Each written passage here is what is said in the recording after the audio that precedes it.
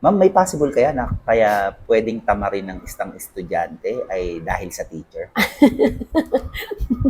Sa tingin niyo? Alam mo, hindi ko kasi masagot din yan dahil hindi ko rin alam kung ayun yung isang dahilan. Actually, may experience ako nung grade 3 din ako. Kasi season teacher no? Sungit ng teacher ko. Siguro patay na siya ngayon. Ano yun, nangyari kasi ganito, sobrang higpit niya.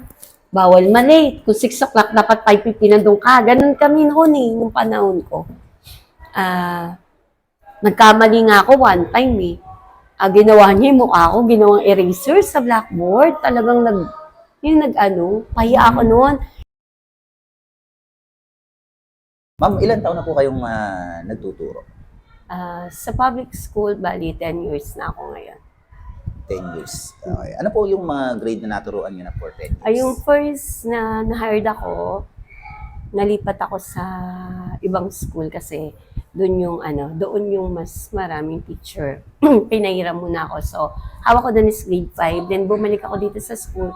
Hawak ko ay grade 3. And then, bali, nag 7 years ako ng grade 1. And then, ngayon ay grade 3 ulit ako.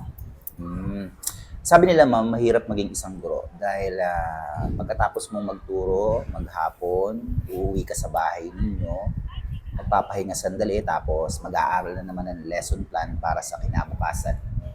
Bakit niyo po ginusto na maging isang guro? Yung reason, siguro nung bata pa kasi ako, naglalaro na ako ng teacher-teachera. Bali yung mga estudyante ko, yung mga kalaro ko din. Tapos nagagawa ko ng quiz sa kanila. Tapos bibigay din ako ng question. Kumbaga binibenchmark ko yung mga teacher ko dati na ginagaya ko yung pati pananaway nila. Siguro yun yung isang sign na naging teacher din ako. Mula bata pa, parang andun na yung willingness ko. Ibig sabihin, mula pa lang pagkabata, ma'am, nandun na sa kalooban nyo na someday o pagdating ng panahon, nakita nyo na magiging guro kayo. Ma'am, ngayon pong nasa computer age tayo. Sa tingin nyo, mas napadali po ba yung paraan ng pagtuturo? Ayan, so nung nagkaroon na tayo ng mga laptop, computer, may internet connection na, I think mas naging easy yung way ng pagtuturo. Unang-una, makakagawa ka ng video lesson mo. Pangalawa, yung mga pictures, madali mo nang i-crop at makikita talaga real picture. For example, yung animal na elephant. Before kasi puro drawing lang yung ginagawa ng teacher. So ngayon downloadable na. So mas naging easy way yung mga materials na ginagamit ng teacher pagdating sa pagtuturo. So ibig sabihin, ma'am, talagang malaking tulong, mas napadali yung paraan ng pagtuturo dahil sa downloadable na yung mga feature na gusto nating ituro sa kanila. So pagkagagawa pala kayo ng lesson para sa kinabukasan, unlike before, mas madali na. So mas nabibigyan nyo na agad ng maraming oras yung sarili nyo para mas makapagpahinga pa ng maaga. Yes. Mas na siya ngayon. Mas easy na siya ngayon. Pero ma'am, yung pong paraan ng pagtuturo ninyo, syempre, may iba-ibang oras. Kasi nakikita namin, may mga teacher na pumapasok ng mas maaga. And then, meron namang mga teacher na pumapasok ng medyo tanghali na. Ano bang sistema din, ma'am? Ayun.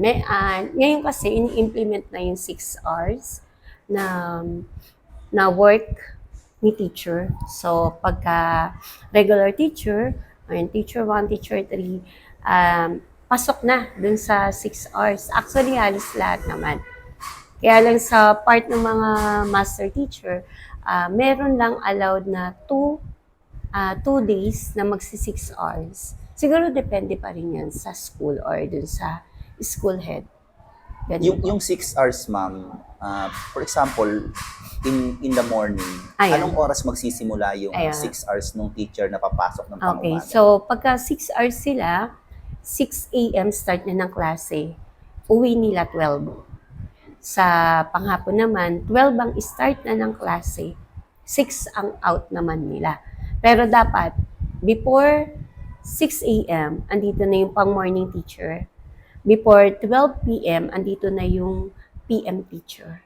Para magamit yung 6 hours. Basta within that 6 hours, start na ng teaching nila yon. Kaya dapat, before ng 6 a.m. and before ng 12 p.m., andito na sila.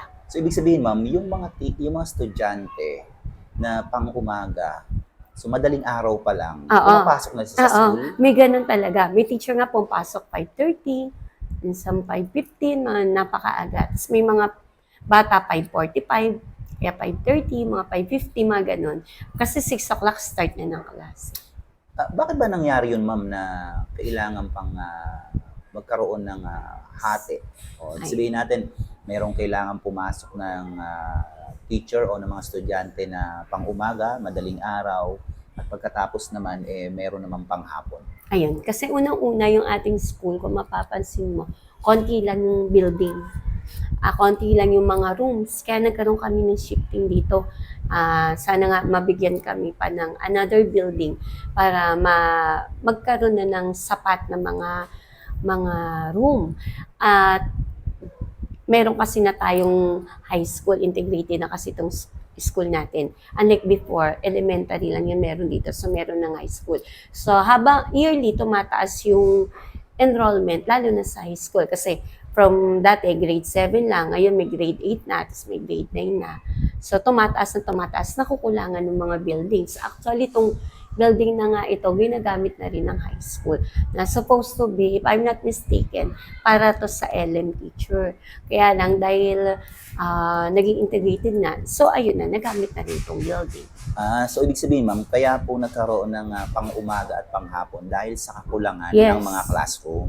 Yun din. So, dumadami pala yung mga estudyante. Yes, Taon-taon, mas dumadami yung estudyante. Ma'am, sa isang classroom ba, ilan ba yung capacity o ilang estudyante minimum ang dapat meron sa isang classroom? So, actually, yung Kagaya sa inyo, ma'am, ilan ang mga sa akin estudyante? kasi 34 lang yung bata ko. Medyo kaunti ngayon. Merong iba rito, if I'm not mistaken, may 40s, 38, mga ganun ang nagiging bata nila.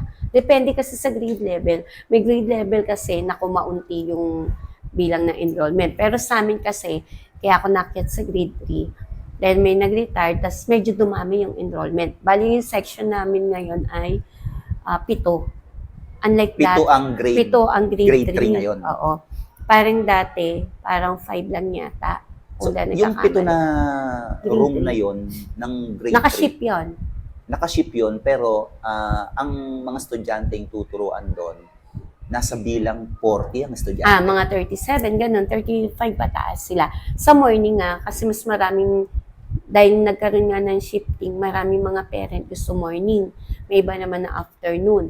So, yung mga ibang nag-request na morning, kaya mas madami bata ng morning kaysa sa afternoon. Okay, ma'am. Napag-usapan natin, ma'am, yung paraan ng pagtuturo, kung alin pa yung mas nagiging madali. Sa tingin niyo, ma'am, yung mga guro na hindi nakakasabay sa digital age natin, paano po nakakapag-adjust ng isang guro sa ganung paraan? Ayan. So, nung bali, nagkaroon na tayo ng mga computer na internet, ang nangyari, nag-offer naman si DepEd ng training. So, nag-undergo naman sila ng training. Yun nga lang, slowly pa rin. Pero, ando naman yung guidance ng ibang teacher.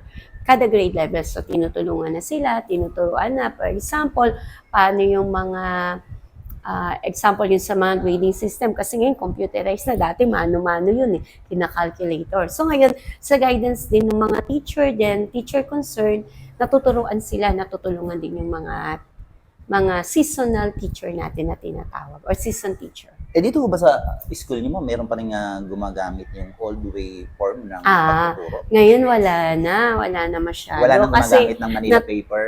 Wala na. More on na kami, tarp papel yung tawag doon, na yung piniprint namin, yung isang picture or yung topic namin or yung lesson namin na ituturo. Naka-tarp papel siya na yung para siyang puzzle. na ginagawa namin na binubuo-buo. Ayun na. Kahit, Ganun na siya kahit po yung ngayon. mga teacher na Oo, masabi na, natin, medyo, siyempre, nasa edad. yung season teacher na Opo, tinatawag. Opo, kasi na-train eh. Natulungan din. Nag-undergo naman kasi lahat ng training. Kaya, yun lang, dahan-dahan, unti-unti, nababago naman. Na-adapt naman yung digital age natin sa ngayon. Ma'am, tungkol naman dun sa mga magulang ng mga estudyante na hinahawakan nyo sa klase. Di ba meron tayong tinatawag na PTA, yung tungkol sa mga magulang. At syempre, ang mga magulang para sa kaayusan ng classroom, ng mga bagay tungkol sa estudyante, syempre meron din silang tinatawag natin na say, ibig sabihin na kailangan din ng kanilang suggestion. Paano niyo po hinahandle yung iba't ibang mga klase ng magulang na nagbibigay ng kanilang mga suggestion para sa maayos yung kanilang mga anak? Actually, ang mga suggestion lang naman nila most likely, yung cleanliness ng room, nagsasuggest sila, ma'am, baka pwede po kaming mag-donate ng walis, ganyan, yung mga pang-cleaning materials. Yun lang naman yung sinasuggest nila eh. Pagdating naman sa teaching, wala naman sila masyadong question about it kasi yung mga teacher talaga, magagaling naman lahat. So, as a teacher, lahat kami rito, lahat ng teacher, public school or private school, we give the best naman para sa ikatututo ng bawat bata. Wala namang question about it. So, yun lang, mga suggestion naman, wala naman silang suggestion kung paano ka magturo. Wala sila naman gano'n kasi mababait din yung mga parent ang mga na-handle namin lahat as in. So, yun lang yung suggestion nila. Actually, nagbibigay lang sila ng, nag-offer lang pala sila ng mga cleaning materials, nag-offer sila ng, ma'am, baka gusto niyo po linisin namin yung ganitong araw. So, kaya meron talaga tayong yung cleaners na assign. Pero minsan, yung mga bata, tinuturuan na rin namin sila kung paano sila maglinis, ano yung gagawin sa room, yung mga kaya lang na bata. Ayun lang. Okay, ma'am. Para sa inyo, na isang guro, bukod dito, isa rin kayong magulang. Tama po? Opo. Okay. Siyempre, nagagawa nyo yun ng magkasabay, maghapon kayo actually sa school, iniisip nyo pa yung mga lesson na gagawin ninyo, then magulang pa kayo. Ang tanong po ma'am, anong strength ninyo bilang isang guro? Siyempre, unang-una yung family ko, yan yung pinaka-strength ko. Siyempre, inspiration ko sila para magtrabaho. And, siyempre, hindi mawawala yung mga estudyante ko. Lalong-lalo na yung mga estudyante na hindi nakakabasa. Kasi, as a teacher, yung puso ng isang guro, yung goal niya, kapag nakahawak siya ng mga bata na nahihirapan, na lalo na pagdating sa reading, so yung puso namin na maturuan sila. Yung kasi yung target ng mga teacher kung paano mo matuturuan ng wasto yung mga bata. Na magbibigay ka ng effort, bibigay ka ng time, bibigay ka ng mga reading materials, tapos hindi mo sila yung papagalitan. Hindi kasi nakakatulad noon na kapag yung bata hindi mo lang magbasa, pinapagalitan. Hindi ka lang magbasa. Hindi. Iba na ngayon. Iba na yung mga teacher ngayon. Ganun ba, di ka marunong. So, bibigyan kita ng reading materials, basahin mo sa bahay. Di mo kaya, ipapasok siya sa remedial, no? Sa remedial na mga bata, na remedial namin. Hindi lang sa reading, pati sa math, ganyan, sa iba rin subjects. Tapos another, yung mga bata na hindi nakakapasok kasi wala silang baon as a teacher. So, andun yung puso mo na, nakapasok ka na. Pagka wala kang baon, madali na lang yan. Yung sinasagot namin yung mga baon.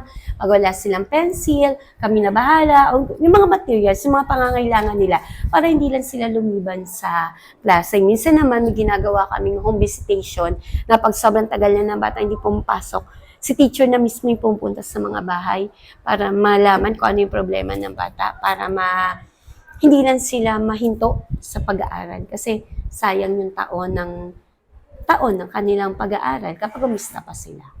Ma'am, nabanggit ninyo yung mga estudyante. kapag ka nahinto, nakakapanghinayang. At ang strength ninyo, sila, pag malasakitan, puntahan sa bahay.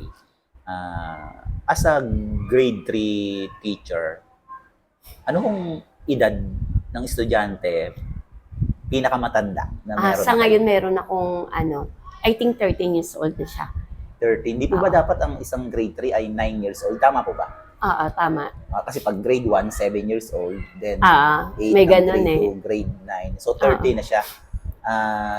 Wala naman yung estudyante nyo dito. Anong kwento niya? Bakit ho 13 years old na siya ngayon? Una kasi nagkaroon ng pandemya. Pangalawa, transfer siya sa atin. Transfer siya dito sa school. So, nangyari ay maaring nahiya siya nung time dahil may edad na nga siya na pumasok. Minsan nga, ang ginagawa ko dahil may edad na siya, so in-encourage ko siya. Actually, mabait yung bata. So siya yung pinakamalaki. Siya yung malaki. Talagang kasing tangad ko nga siya. Pero nakakatuwa kasi, talagang andun yung willingness niya na matuto.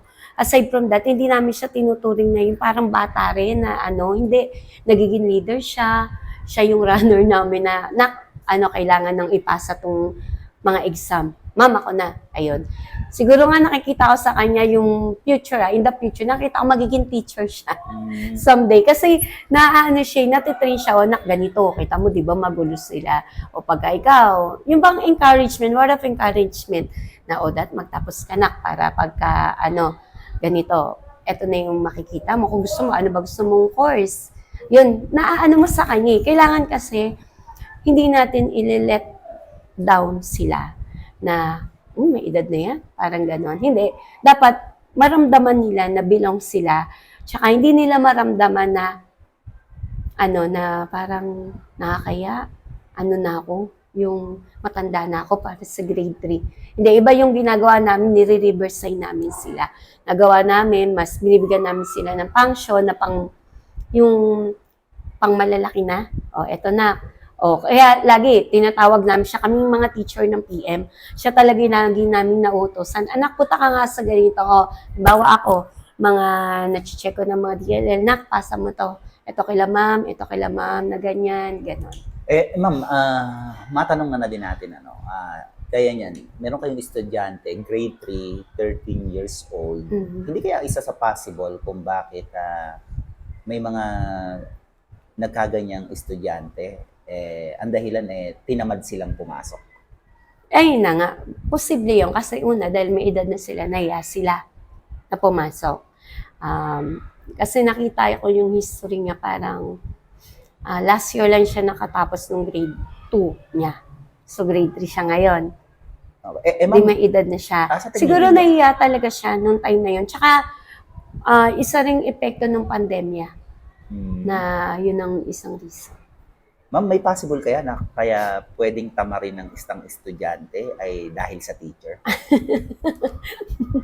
Sa tingin niyo? Alam mo, hindi ko kasi masagot din yan dahil hindi ko rin alam kung ayun yung isang dahilan. Kayo ma'am, di ba naging estudyante kayo? Ako. Naging teacher bago kayo naging, di ba naging teacher din kayo? Dumating ba sa punto ng buhay ninyo na nakakatamad pumasok dahil kay teacher? Actually, may experience ako nung grade 3 din ako. Kasi season teacher, no? Sungit ng teacher ko. Siguro patay na siya ngayon. Nangyari kasi ganito. Sobrang higpit niya. Bawal malate. Kung 6 o'clock, dapat 5:50 nandun ka. Ganun kami noon nung panahon ko. Nagkamali nga ako one time ginawa niya yung mukha ko, ginawang eraser sa blackboard. Talagang pahiya ako noon.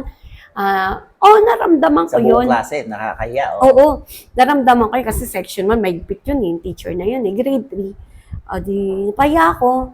Sabi ko, siguro yun yung isang way na naging teacher din ako. Kasi naisip sabi ko, pag ako naging teacher, naisip ko hindi ko gagawin sa kanila yung ginawa niya sa akin. Gusto kong mabago. Kaya siguro, nung time nga nung naikwento ko sa'yo kanina, na nung bata ako, nagti-teacher-teachera na ako. Tapos ganito, yan, 1, 2, gumagano na rin ako. Pero, siguro na-practice ko siya nung bata ako na hindi ko gagawin yung ganon. Oo, may teacher talaga na nagsasalita. Kasi mananaway ka eh. Alam nga namang sabihin namin, nanakit yung bata. Oh, sabi namin, very good, nanakit ka. Di ba hindi? Magagalit ka, may reaction si teacher na masasabi niya na, oh, mali yung ginawa mo ah. Normal yun, na mapapasigaw si teacher. Kasi i-correct niya yung bata. Mai-correct niya on the spot na, siyempre, andun yung, lalo na kung yung bata nasugatan. Kung nabukulan yan. Siyempre, ang mangyayari naman once na nagkaroon ng gano'n na problema, halimbawa, nakasakit yung bata, hindi naman si nanay kagad magbabayad ng pang-hospital bill. Minsan sinasagot yan ng school, sagutin ng teacher yan dahil sa tayo niya, naganap. Yun yung mahirap. Kaya minsan, nami-misinterpret ng mga parent, bakit minsan masungit si teacher? Kasi nga, niiwasan namin yung ganong pananakit, ganong problema na nagkakaroon sila ng disgrasya na hindi naiiwasan. Kaya nga kami, minsan napapasigaw talaga kami, lalo na kapag tumatakbo yung bata sa loob ng classroom. Kaya minsan sana yung mga parent, no, hindi nila alam kasi talaga yung scenario sa loob ng classroom. Na minsan, napapatawag na kagad sila kung saan-saan. Sana mapakinggan din nila kung ano yung sitwasyon ng bata. Actually, buti na lang naitanong mo yan. Meron kasi minsan ng mga bata na pagdating sa bahay, talagang sobrang takot nila sa magulang. Ang bait talaga nila. Pero pagdating sa classroom, doon lumalabas yung kanilang digalig na minsan pag pinatawag si magulang, ay hindi nila matanggap na ganun yung anak nila. Kasi akala nila ganun talaga sa bahay dahil nga stricto sila. Hindi iba po sa bahay, mabait yan. iba sa school. Oo, may totoo po yan na nangyayari na may ganun scenario. Kaya nagugulat ang isang Magulang na kapag hindi, pinatawag. oo, in denial sila, ay hindi ang ginawa ng anak ko. Kilala ko yung anak ko. Which is, sa room, iba. No? Ayun. Ma'am, nakwento mo na ginamit na pambura yung mukha ninyo nung kayo'y nag-aaral. So, in 10 years ho na pagtuturo ninyo, wala naman ho kayong... Wala pa ako nabuburang mukha. Wala pa kayong estudyante na ginamit yung pambura yung mukha? Wala pa naman. Wala pa naman. Okay, ma'am. So, salamat po ma'am sa pagpapablak ninyo sa amin pong interview. At nawa po patuloy kayong ma-enjoy nyo yung pagtuturo ninyo.